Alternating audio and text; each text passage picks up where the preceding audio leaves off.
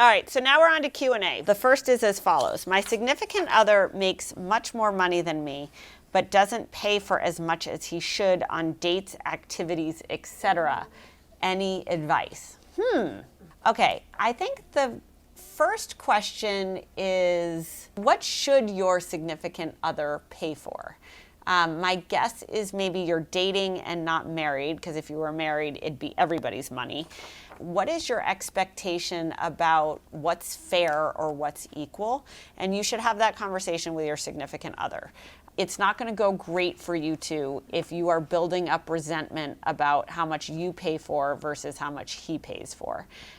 Maybe you are just in love with a cheap girl or a cheap guy, right? Like, some people are cheap, some people are not cheap. I think the second thing is, maybe he has a perspective or she has a perspective about why she or he thinks you should pay for things. And it'd be good just to have that out. I think it's super awkward to talk about money. People generally don't like to talk about money. What I would do is have a sit down and basically say, hey, I've been noticing that I tend to pay for most of the things we do. Cite examples. And then I also might say, I love to invest in the things we do together. I love the experiences we're creating. Spending time with you is the best thing ever. I also notice that you're not investing in the same way financially. Is there a reason for that? Am I the only one noticing this? Am I off base?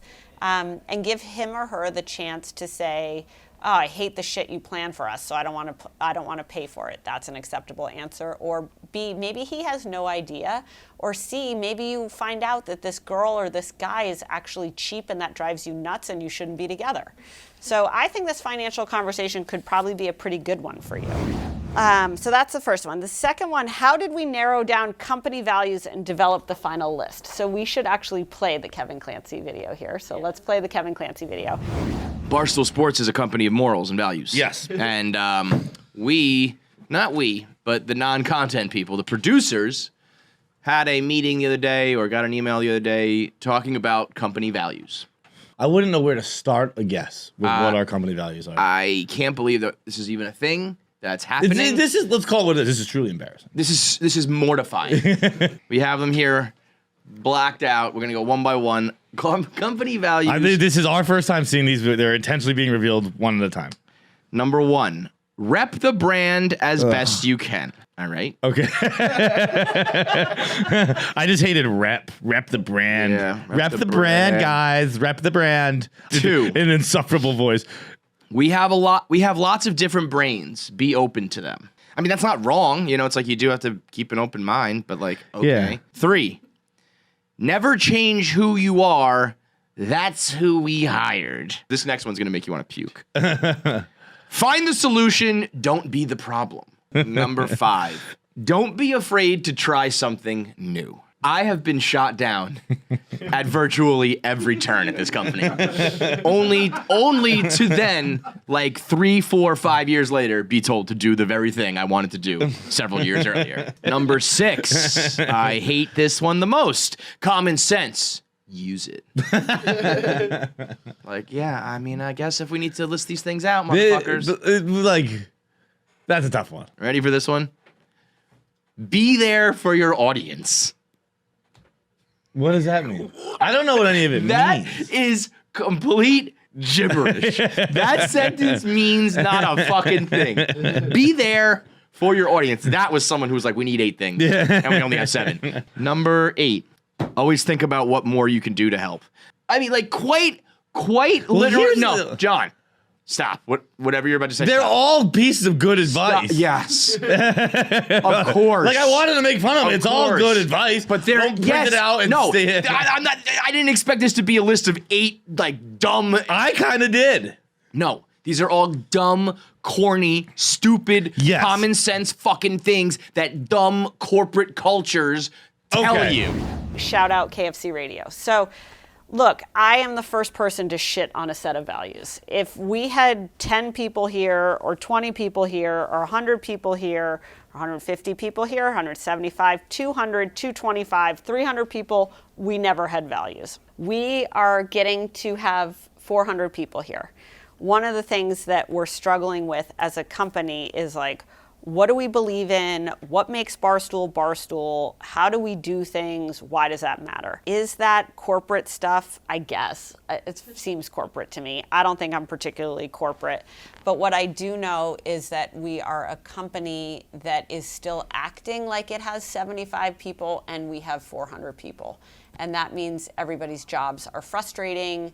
We have a lot of duplication. We're hiring a lot of people who don't know Barstool or who quote unquote aren't Barstool. We have to redefine what is Barstool, how do we keep Barstool Barstool, what does that even mean? And that's where the values come in. So we spent about, I don't know, a month and a half, 2 months on the values, maybe a little less. Got a lot of input. Got input from business teams. We got input from bloggers. We got input from the production teams. We went through, I don't know, maybe 4 or 5 iterations of them. I don't think our values are perfect. I actually think values are things that evolve over time. But what I do like about our values is that, I'll give you an example, is I think it's really hard for the people who manage other people here to have a reason for explaining why something is going great or why something is not. Values help explain things and give a framework for things that everybody can understand. It gives everyone at the company like one song sheet to sing off of or one playbook to run plays off of. And I think we need that. I think we're big enough where we need that. So we narrowed down the list. I think we probably had like 30 or 40 suggestions. We got it down to 20, then we got it down to 10. I think we landed on 8. I think we could still probably refine it to like 5.